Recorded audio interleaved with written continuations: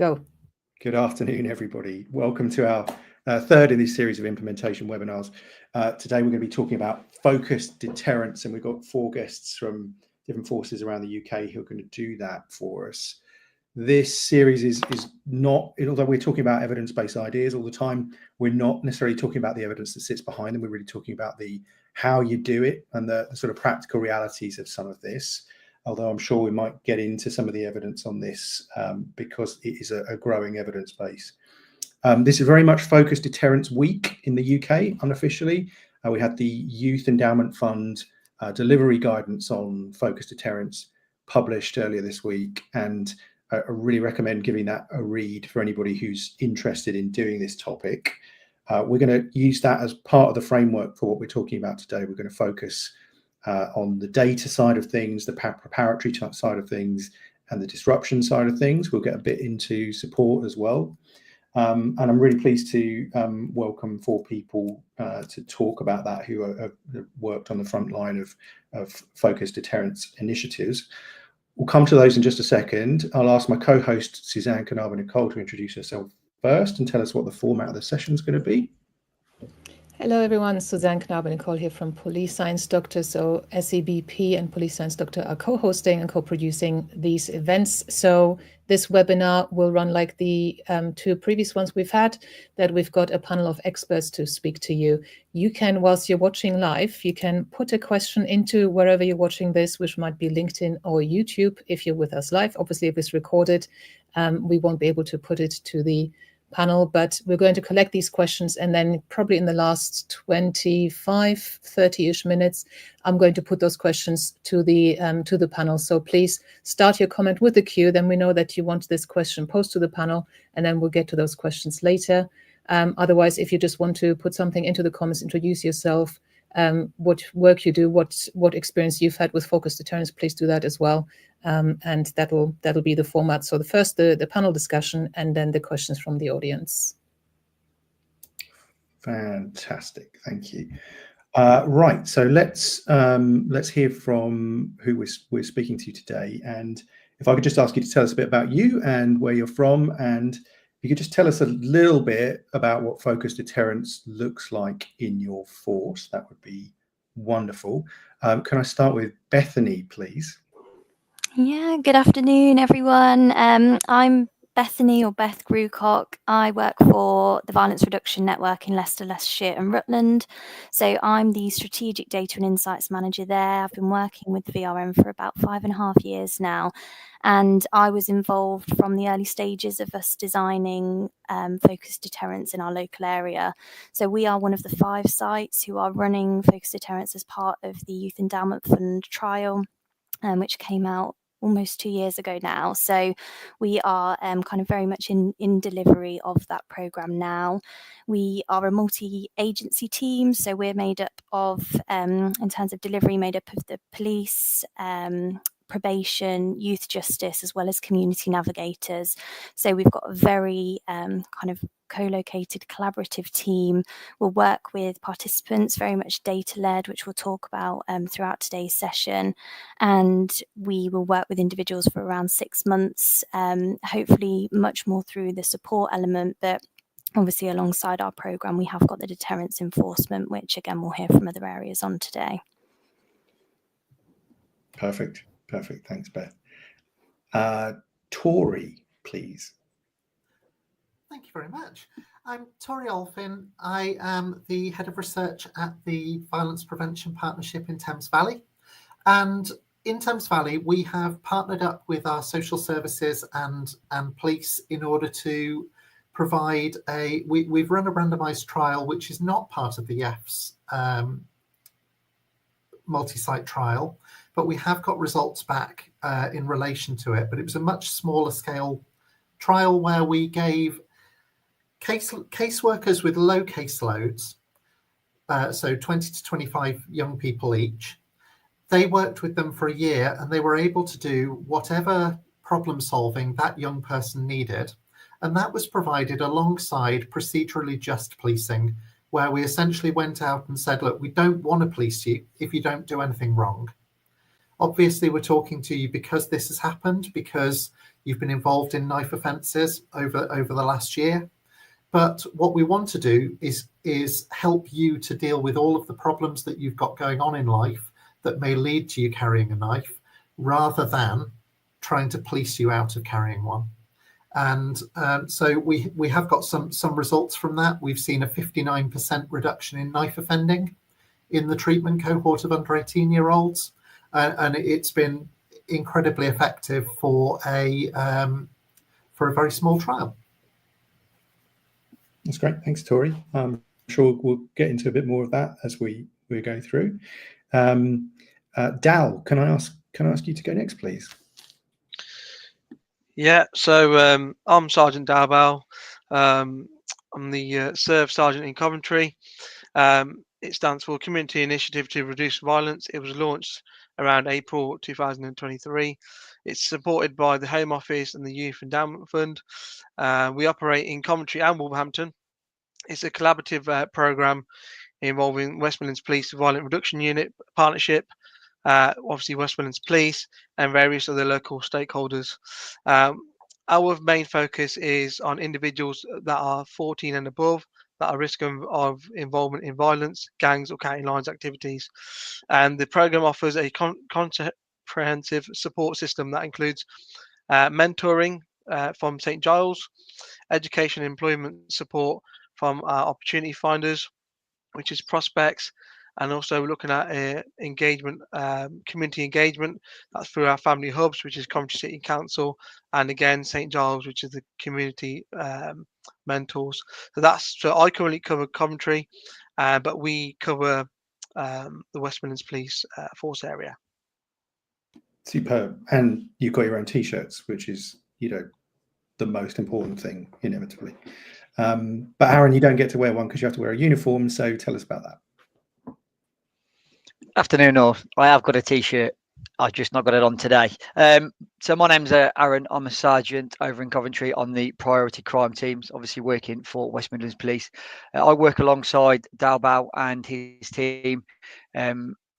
Myself and my team go out and we completely focus deterrent part. So the deterrent part on the street, whereby when people don't want to get involved and don't want to speak to Dal and his team, that we go out and we did a talking to try and get them to be involved. So we're the police officers that you see on the front line.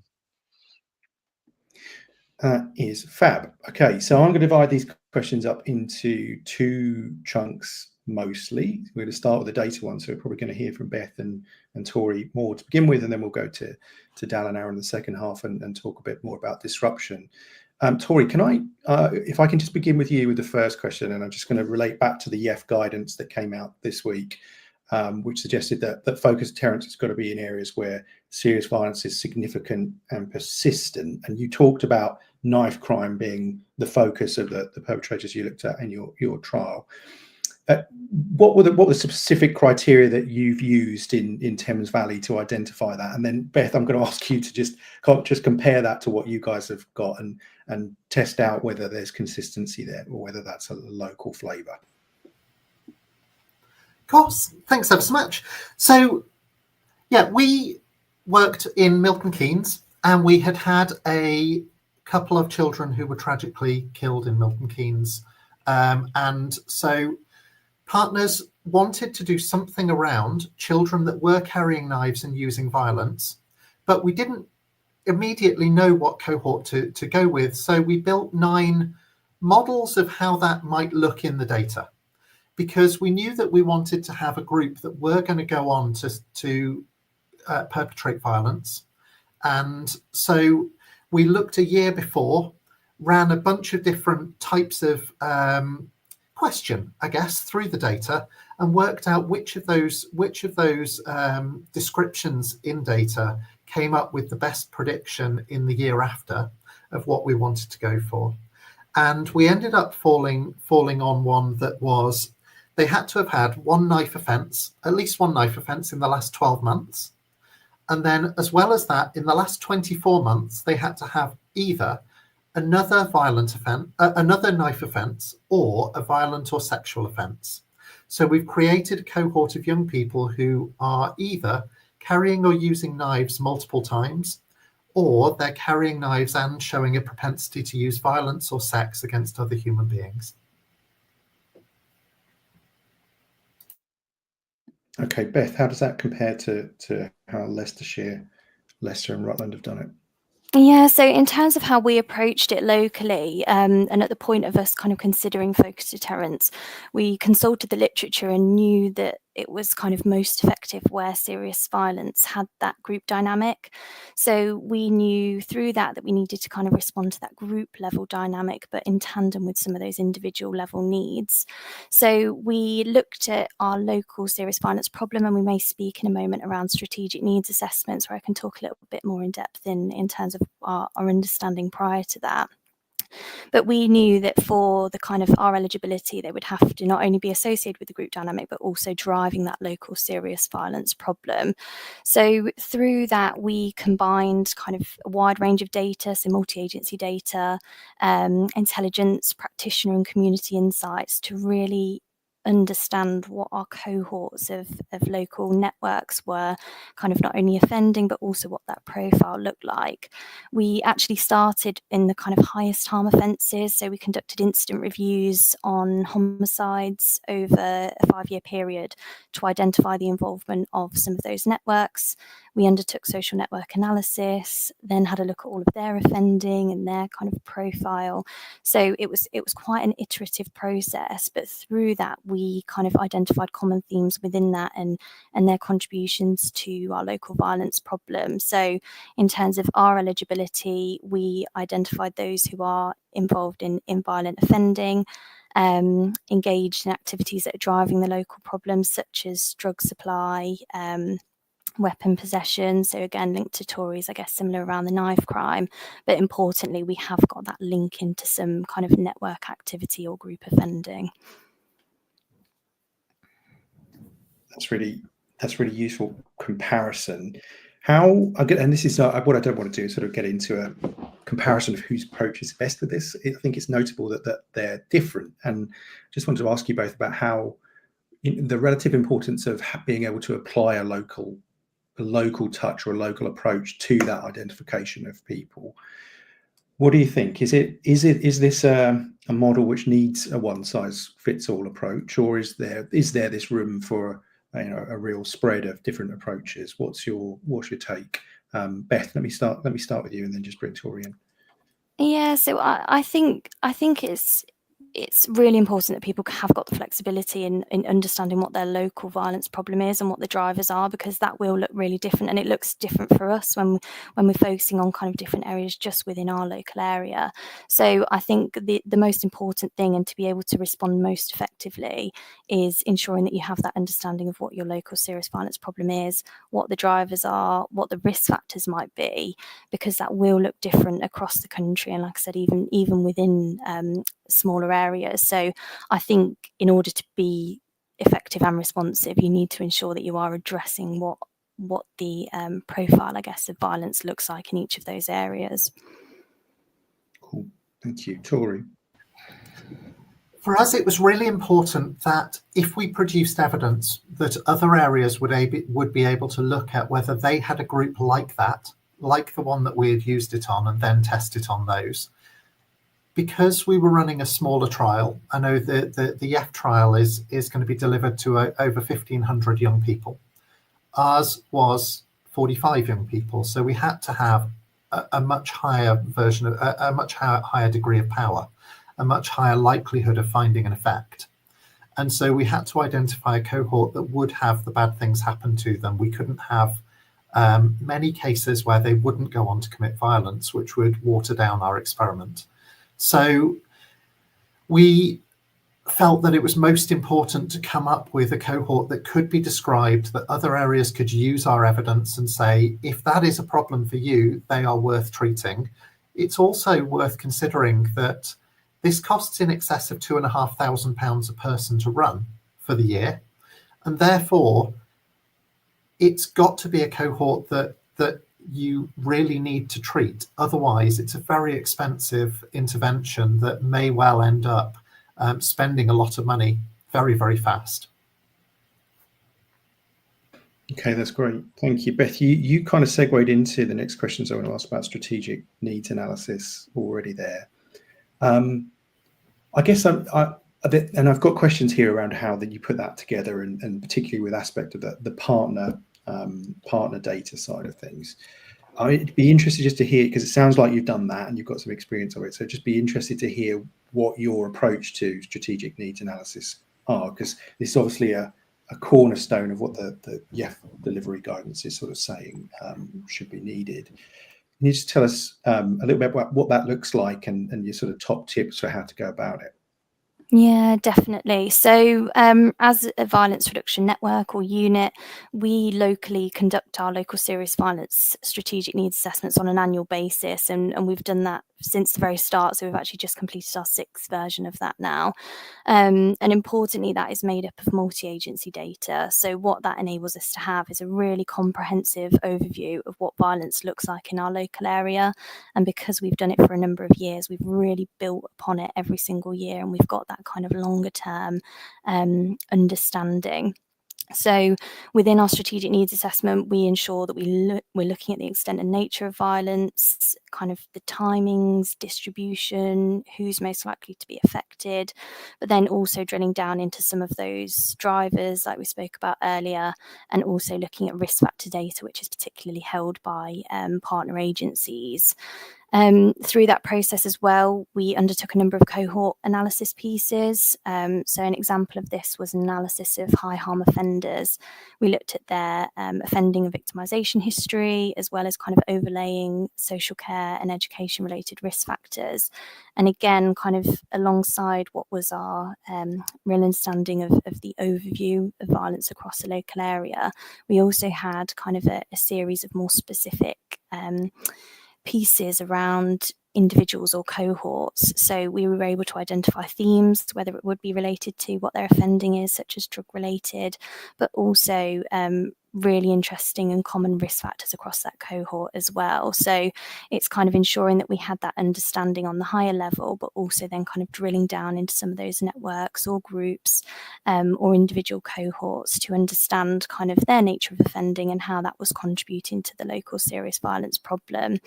Through the focus deterrence process, it just meant that we built upon that a bit further, but importantly, through kind of having that process of the annual strategic needs assessment, we already had a really quite a strong foundation and understanding of violence across our local area and the forms and nature that it takes, and kind of allowed us to identify at that point a need for a programme such as focus deterrence. Okay, so SNA happened before focus deterrence rather than being the other way around. Okay, that makes some sense. Is there, Tori, let me just ask you, because I think there's a counter view here, which sort of quite common in evidence-based policing world. It's like, do we need to spend enough, this much time diving into the detail when actually coming up with a list of people who might be eligible for a focus deterrence scheme could be shortcut in some way? Is that a valid argument, or is there something to that? Can we sort of do this sort of Doge, go in and wreck it, let's come up with a list and see what happens approach, or has there got to be some sort of detailed process that goes on? I think the ability to identify a cohort that are going to have bad stuff happen, whatever that bad stuff is, the more accurately you can identify that and predict what's going to happen next, the less money you have to spend on your intervention. So I think that there is a benefit to doing work, but I think we should be able to turn it around fast. So our entire program, we were able to take from idea stage to a cohort that are about to have people go out and talk to them within a month. And that allowed us to be really agile, to move fast. It wasn't a Doge approach. We weren't trying to break anything. We knew that we would have a cohort of young people who were going to go on to carry knives, and some of them had stabbed other children. Some of our cohort had done really serious offences. And so we knew we had a group like that did need a treatment of some sort. And we knew that what we were doing in the public sector wasn't working, and we weren't reducing it. And so we just had to do something to find that group, find something that was based in evidence that was really likely to succeed. So it couldn't be light touch because there's some really serious problems underlying a lot of these things. And so that's where we went. Okay, so let me put this question to both of you in a sort of hypothetical. You parachuted into a new area and sort of chief officers are saying, we want to set up focused deterrence. You've got 4 weeks to do it from a standing start. So let's say there's no existing strategic needs assessment. What do you do? What's your top 3, 4, 5 things that you're going to do in that scenario to make sure you deliver when the scheme launches a proportionate and fair process? Let's throw that hand grenade in and then let somebody jump on it. Beth, you go first.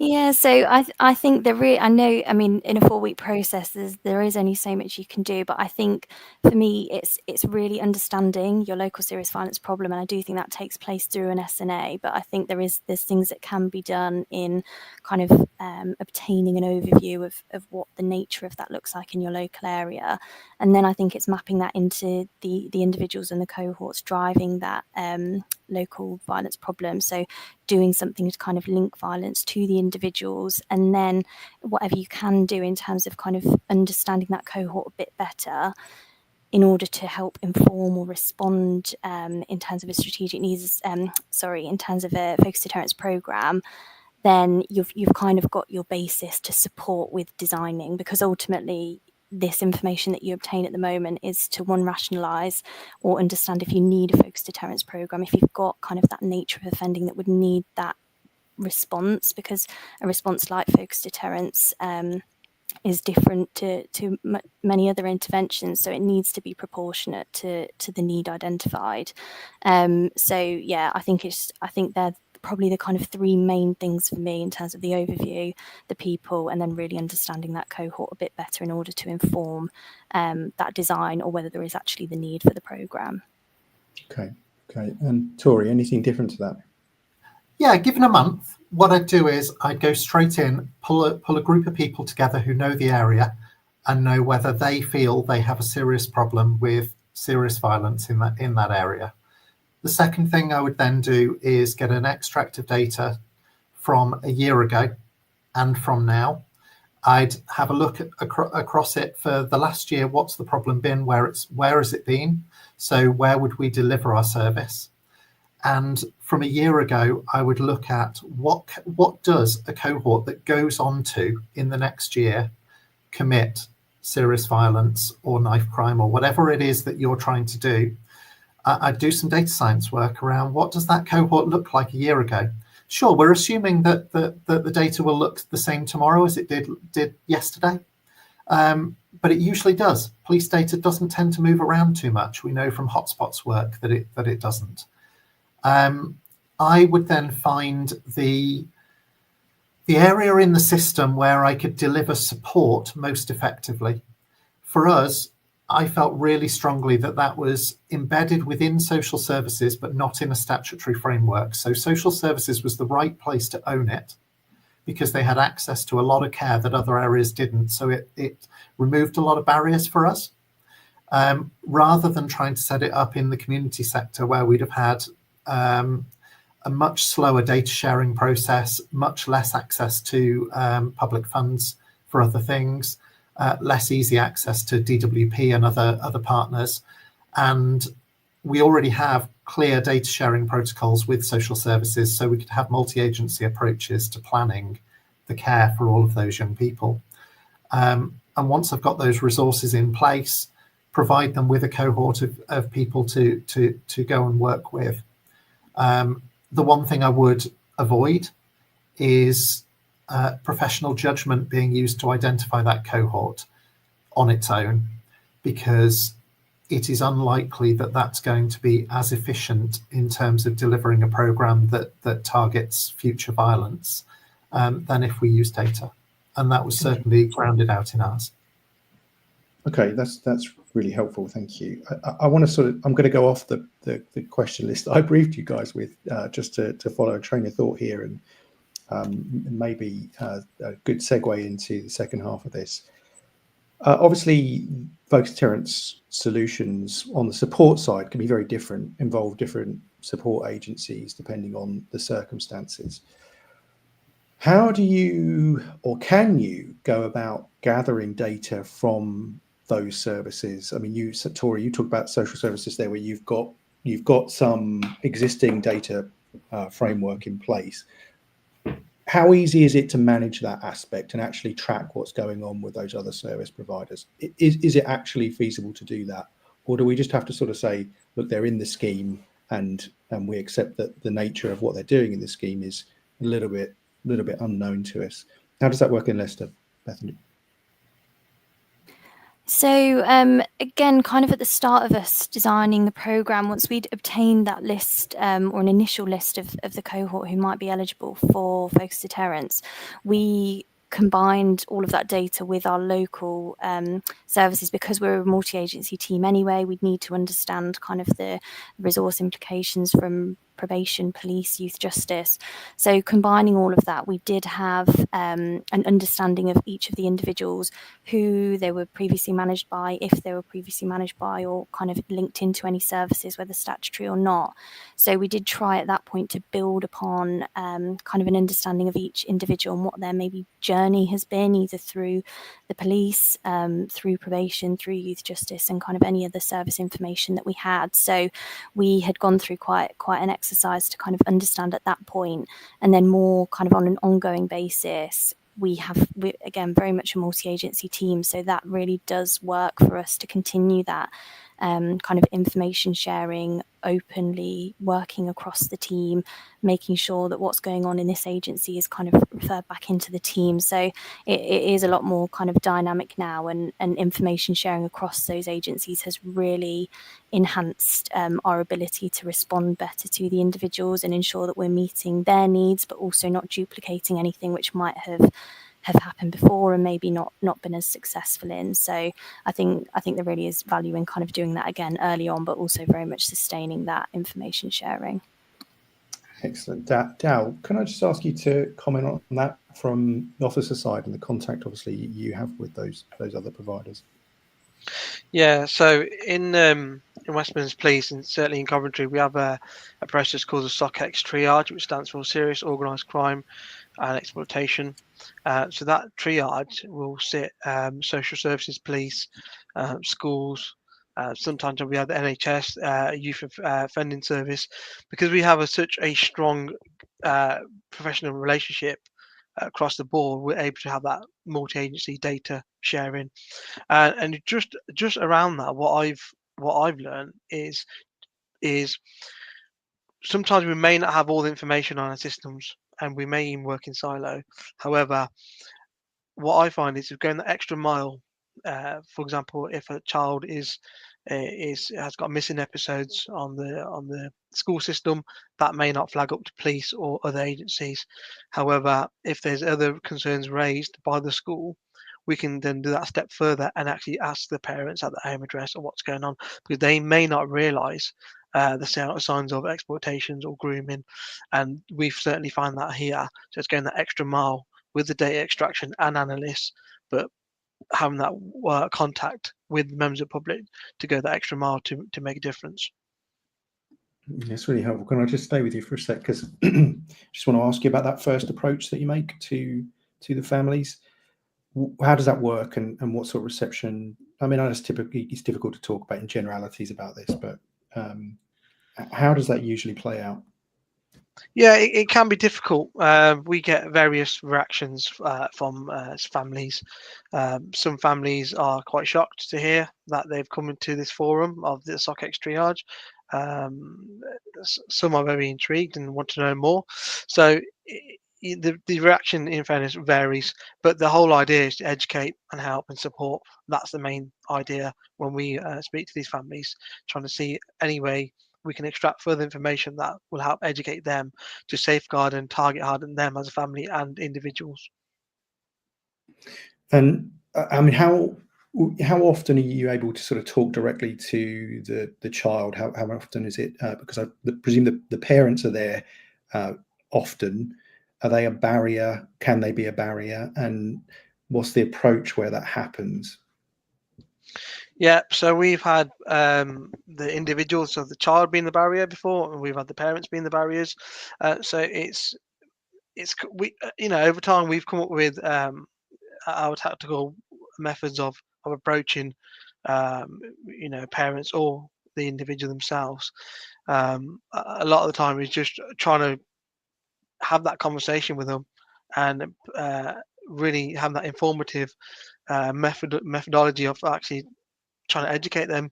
But when we don't have the conversation with the child, or they're not interested, or the family, then we have to then go back to the drawing board, which is back to our SOCX daily triage, and come up with another plan if possible. They might be there that they don't get on with a certain service. So it might be that they get on better with social services, for example. So it's who's got that pull factor. It's go through them to have that kind of conversation and trying to really get the ball started. What's the sort of leverage that you try to it's a horrible term to use, leverage, but I guess when you're having this conversation with a family and saying that we feel your child's at risk of becoming involved in serious violence, there's no mandatory aspect to this. They're not forced to engage. So what levers work? How do you appeal to them to get them involved? Yeah, it's so we would take it back to the SOCX triage, just having that open, transparent conversation of how the engagement went. And if it didn't go successfully, it's putting it out there to other agencies who may be involved with the family to take a different approach. How I've done it previously, being on the Guns and Gangs team, is having almost like gang call-ins, but individually, and having that open and transparent conversation with the parent and inform them what is happening in the city, and then how it directly affects their child and what their child involvement is. That I find can be quite impactful. But it's getting the buy-in from the parents to do that in the first place can be difficult. But if we don't get any of that, then I'm afraid sometimes they go through the police data or the system naturally, and that's where we pick them up again and then try and reapproach that conversation. Tori, you want to come in there? Thanks ever so much. We had a procedural justice approach. So it was going out and having the police officers would go out and the care worker would go out and speak to the families and speak to the young person to say, look, we don't want to police you. Normal people don't get policing. The majority of us don't ever have a police officer knock on our door. It's embarrassing. It can cause harm, I would argue, to have that police officer knocking on the door. So we don't want to do that to these young people if they're not offending. And so we then had the care worker would go in and they'd work they wouldn't start the conversation from knife crime. They'd start the conversation around, actually, what can we do to help you? And the way we got the buy-in, and we had 17 out of 20 of our under 18s engaged fully with the program. And I think the most important thing was the first problem that young person gave us, the caseworker would do whatever they could to try and help and try and solve it. And I got the pleasure of being sat in a room with the cops who'd been delivering it, and another team of cops that they were telling about it. And they said that at the start, they didn't think any of these young people would engage. They thought they were absolutely difficult to treat children who would not engage in a process, who they'd have had to enforce all the way through. And then as they went through the year, those young people stopped showing up on their briefing. There stopped being any intel about them. We were talking to them week in, week out, but we stopped hearing about them. They stopped committing crime and they just dropped off the radar. It actually decreased work for police, not increased it. And we were able to do what we said to those young people, which was, we're not going to come and knock on your door. Thanks, Tori. Aaron, I want to ask you a bit about that. From the perspective of cops, this is a slightly different approach to what you might call a traditional zero tolerance approach. How's it going over with the troops? Do you have to sell this to your colleagues, or is it something they're open-minded about? And I appreciate that might be a slightly sensitive question, but I don't know, I can rely on you to be honest. Yeah, I think is the answer. It's definitely had to be sold to the right officers. We've trialed several different ways to try and have officers engage with, you know, children, youth, adults, anybody that might be involved or we might be looking at through the SERVE program. And it's taken a little while to get it correct. I definitely think we're there now. We've got it correct, but you have to have the right buy-in from the start. So as long as the officers have got that interest and they can see it's going to work, I think they're going to put that little bit more concerted effort in, to going out to speaking to said individuals, and then being able to move forward and sell the program to them. When you've got a group of officers that are trying to conduct this as business as usual amongst everything else they're doing, it becomes very hard because they've got a lot to deal with on a daily basis. So they're obviously not just dealing with the normal jobs that they might be sent to by the radio, but then they're having to go and try and deliver this program at the same time. And there is a lot to it. It's not just as straightforward as knocking on somebody's door and having a conversation, thinking they're gonna buy in. But I think we've got it. We've got that right. We've got a very small team of selected officers that'll go out and do the do, so to speak. So it definitely took some time, but we got there eventually. You said you had to trial a couple of different things. What sort of things did you try? So it bounced around a couple of different teams, to be fair. Initially, it actually landed with my team. I was working on a task force back initially when the program started. And we just found it was too much to take on top of our daily asks. We tried different ways of approaching different nominals, having different police officers responsible for different nominals. It just become too much. There was a lot to remember on a daily basis, along with everything else that they had to go and do. It then got brought away from my team and trialled with another team. That team found they had the same problem, and then we were kind of left in limbo for a little while. And we had a bit of a get together, myself and Dal and a couple of different inspectors, and had a conversation about how we think it could work and what we need to do to move it forward. And we needed to be a separate team, something completely different to business as usual. And so now we've landed at the non-business as usual. So this is done completely separately.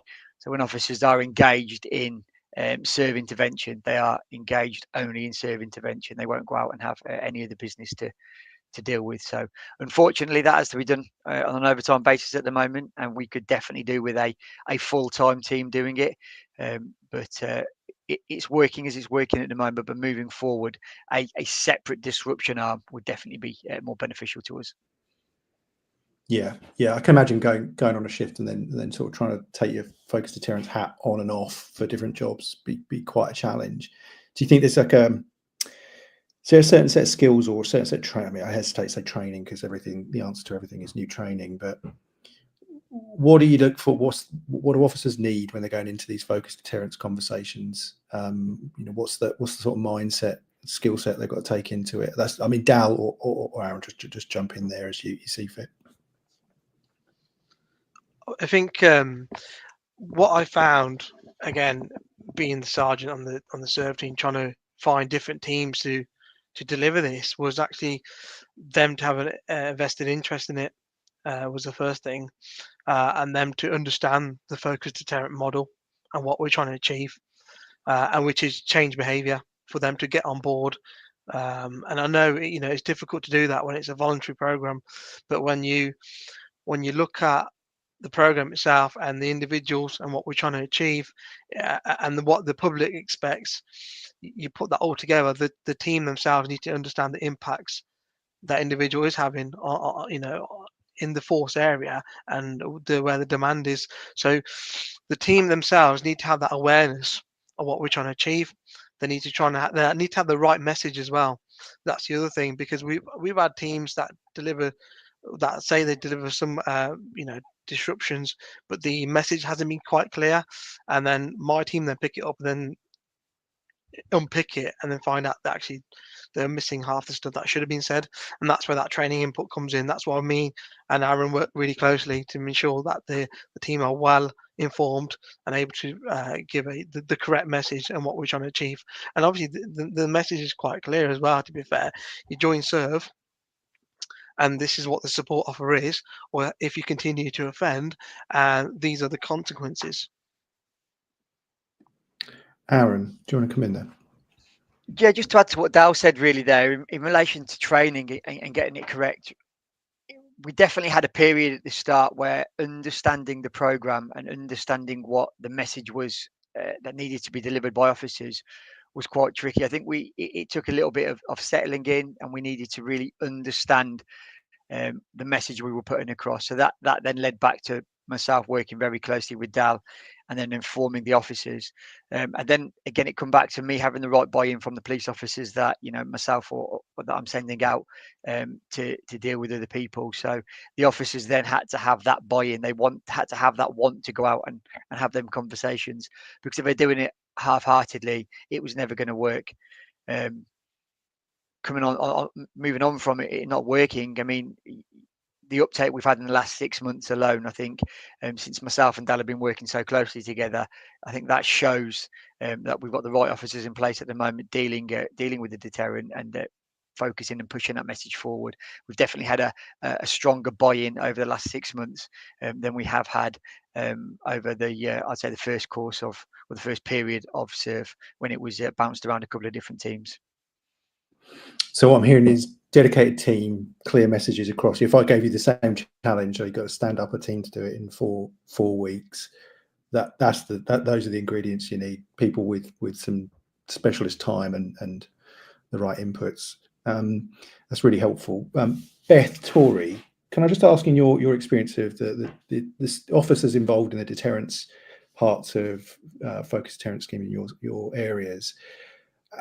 Does any of that resonate? Have you got different setup? Is there anything else that you think sort of worth putting in the mix here around the deterrence aspect? Tori, if I go to you first, please. Yeah, thank you. I think we ran a meeting between social services and the police team that were running it every month to discuss all cases. And they also had it by exception whenever anything had happened on the police side. So if a young person had done something, they would host a meeting between the two. The most important thing was that problem solving, and it was, we didn't have any overtime. But we had a team that already looked after these young people. So they were already on people's caseloads. They were already being managed in offender management. So the team that was already managing them felt like the right place to put it. We didn't have to create a new team. We could go with people that already knew the young people that were going to come onto the cohort. And they did know all of the young people pretty much across the board that came onto it. And it decreased their workload, not increasing it. Thank you. Beth. Yeah, I think so. From our perspective, we have police officers in the team, but they are there as kind of the caseworkers alongside community navigators. So in terms of the deterrent side of ours, it's that messaging comes through from the delivery team in that very first kind of engagement with the individual when they come into the program. So that messaging is made really clear, and we went through quite a process in making sure that that was a really consistent message from the outset. But what we do locally is to have a slightly different model where we don't have officers dedicated to the deterrent side of things. So we will have a disruption enforcement coordinator who sits within the delivery team, and she will kind of task out to neighbourhoods and whatever kind of the most relevant department or team across the force. So we'll kind of incorporate it into the business as usual. And as Tori mentioned, a lot of the people that are in the programme are very much known to the police or already kind of listed as a nominal or on kind of weekly threat meetings within our local areas. So we do have that slightly different approach, that it is tasked out. But again, there's very much that kind of constant communication with the team, and where the delivery team can come back in and try and kind of link in support again, or try and re-engage if someone has kind of dropped out of the program, so to speak, then we almost use that as an opportunity to kind of get someone back into the support. And over time, we've seen more and more people in the support element rather than deterrence. So we're hopeful that kind of the work that the delivery team are doing in kind of switching that is working, because we're finding much better engagement than we did kind of in the early days, while we're still kind of navigating some of that those kind of approaches. Thank you. Aaron. just to add to what Tori said initially to start with, I mean, we have got, and I do feel that the officers we have in place are the correct officers based on the fact that they have got the local knowledge of either the youth or any of the nominals that we might be working with. And then just touching back on what Beth says, we're not the front line, so to speak, although we are the police officers, and my team, the set of police officers that will go out and speak to the individuals in uniform. The approach is actually made by Dal's team, the serve team, first of all. So they are getting that different approach. It's not just a straight to police officers at your front door approach. The approach is definitely made from Dal's team first, and then when they're refusing to engage, that's when we look at other tactics, and part of them tactics will be for my team to go and start engaging. Dal, do you want to add anything to that? Yeah, I just wanted to mention a gap area. So, you know, BAU, and look at business as usual. So you got like offender management, you got gangs team. So from my experience, having worked on both departments, the offender management team, especially here, will pick up the ones that are working under the youth justice arena, and then you got the gangs team that will pick up individuals that are mapped OCG or USGs. You know, your more serious offenders. However, our priority is serious youth violence, and that's, you know, from up to the age of 25. So from 18 to 25, there can be this gap period, and this is where servers worked really well, especially in the SOCX daily triage, where we've managed to pick up now, since we've started, nearly over 1,000 names that we've managed to review, visit, and have an impact, whether it's support or it's disruption.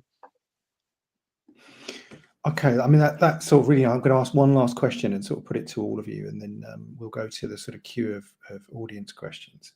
I mean, and the fact that you've got to 1,000 people, Dal, kind of. What I want to know is, you're probably accumulating some success stories as you go through this. It certainly sounds like it, that you're getting individuals engaging with these schemes and making some positive turnarounds in their lives. Is word getting around? When you have these conversations, when you're going out to people, can the people you're speaking to relate because they've heard stories from other people in the network? I mean, Beth, you talked about sort of using networks as part of your analytical process. You know, to what extent is this sort of transmitting across networks? Who wants to take that first? Do you want me to jump in? So yeah, just on that then. So what I found, because we're serves is 24/7 as well. We have an on-call phone. So just one case where we had where an individual, when they get arrested, would say they've an interest to us and they're rolling county lines. We had a case where they arrested Scotland Way. PNC marker was placed on them. Scotland made a phone call to us, and we met them halfway. And then the response from the individual was, "Oh, here come the good guys." And we're police officers as well, just taking over from another police team. And then what we also found is co-op members are telling their friends and their families about serve, and even referring their friends into the service, saying that I think they need some help, need some support, and I've been on the program, I know what you offer. So the word has been going out, and we've been to every single school in Coventry as well, that being spreading the word. So yeah, definitely from a co-op point of view, it's definitely shared, especially with we've had self referrals as well, and that's been a real positive. Amazing. Thank you. Tori or Beth, Leicestershire and TVP position? So we're much smaller, with it being 45 young people that have got it, all in Milton Keynes. So it hasn't been something that's been able to be pushed wider because we weren't funded. It was part of our existing funding that we had for the VRU that we had to pay for this within. We had £150,000 that was all we could spend on this program, and we had to build it from there. So it's been very much a test what works and test how that was. And so the focus was on really giving a rigorous test of whether this approach can work to then roll out wider.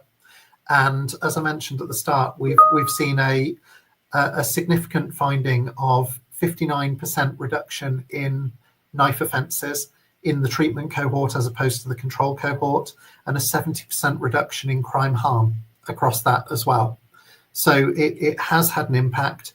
We do then need to look at how that would be rolled out wider, how it could be put into more places and more people.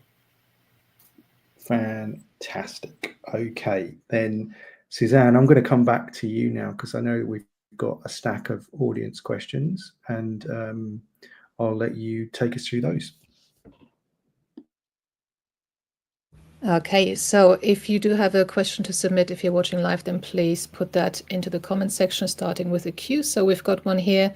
Tori said they had conducted a statistical analysis to develop their list. Do they run it by officers or locals to see if they have qualitative knowledge that can further inform the list? So for the original list, for the original list we had, no, we needed it to be a good test. So we created a cohort that we knew were likely to go on to offend, and we then randomized out of that list. What we've then done is build a tool whereby we'll be able to identify a list of people that meet this criteria, that professionals would then be able to go through and use their professional judgment out of that list to pick which people they would like to give it to first. So for delivery of it, absolutely, I think that's really important. For testing of it, absolutely, probably not, because it makes the test much worse and take much more time and be much more expensive. So we needed to find out the results to start with. That's why we did it this way. But when rolling it out in future, absolutely, we would do what you suggest.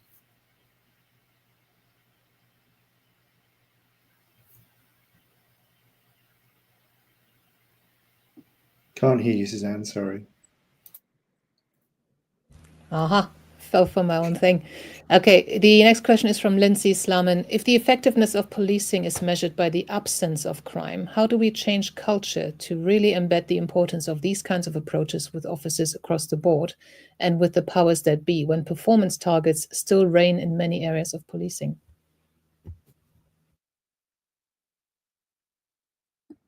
Who are you throwing that to? Who wants it? I don't mind jumping in there. Yeah, just I mean, that's a good question. Well, we looked at that, and then how do you measure performance when you're doing a focused deterrent program? Because if you're putting so much support in place, sometimes you can't measure prevention. So we looked at different ways of doing it. So we looked at individuals 3 months prior and 3 months after they were on the SERV program. Sometimes it can take much longer, but we noticed a dip in offences. And then what we did to share that, we shared that across the board with police officers in Coventry, and by doing so, they're actually seeing a tangible result, a result whereby then they started to refer people into us, and that's how we grew our kind of network, and that's internal and external teams that helped us then really grow our service. And then from that we then grew further with the with the BBC support, with working with the likes of Idris Elba and showcasing a case that we're working with someone who's been through the systems, and what support we put in place to really help that individual. So that's what really helped, and then that was then presented to our senior leadership team, which then really embedded us into the serious youth violence meetings every week.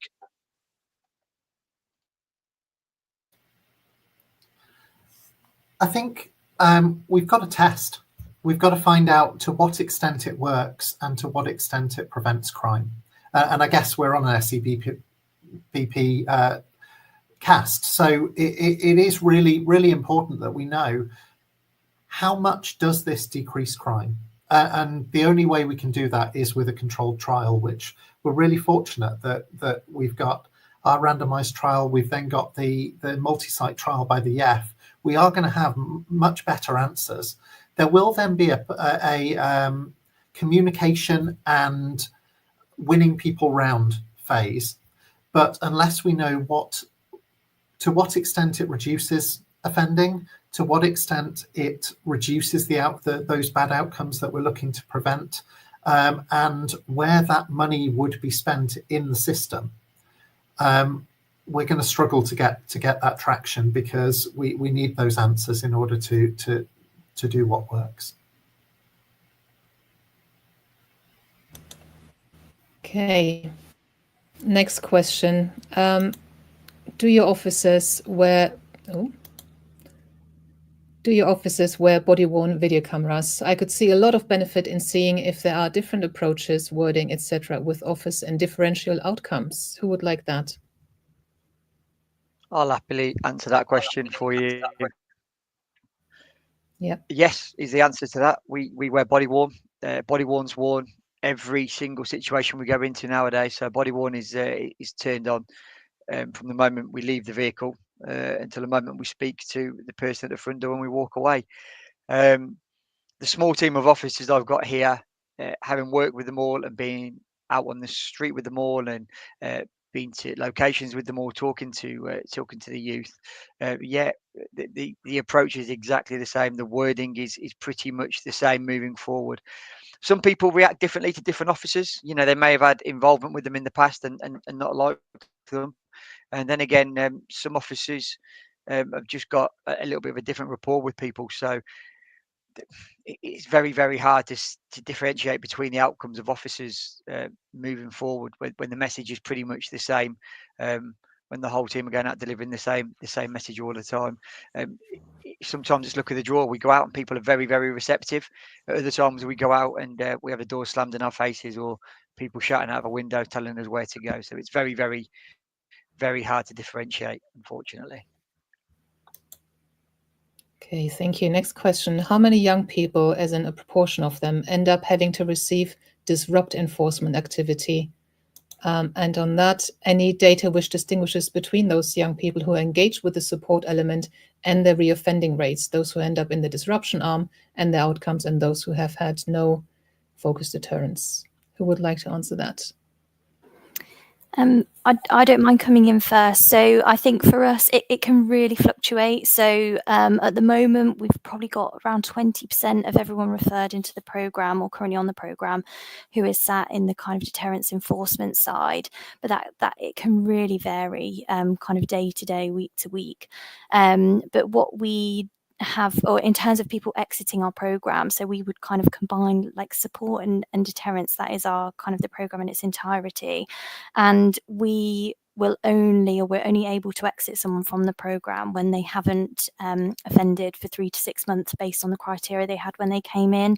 So actually between either through the support, which is obviously ideally the route that they would go through, or deterrence, either way we would have people reduce their reoffending.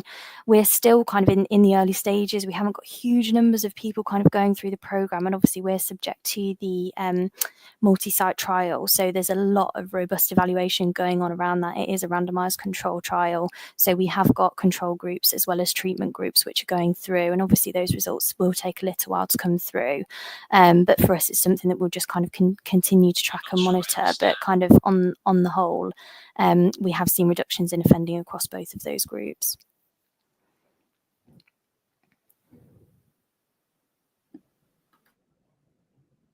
That's it in terms of questions. So, but back to you to wrap this up, please.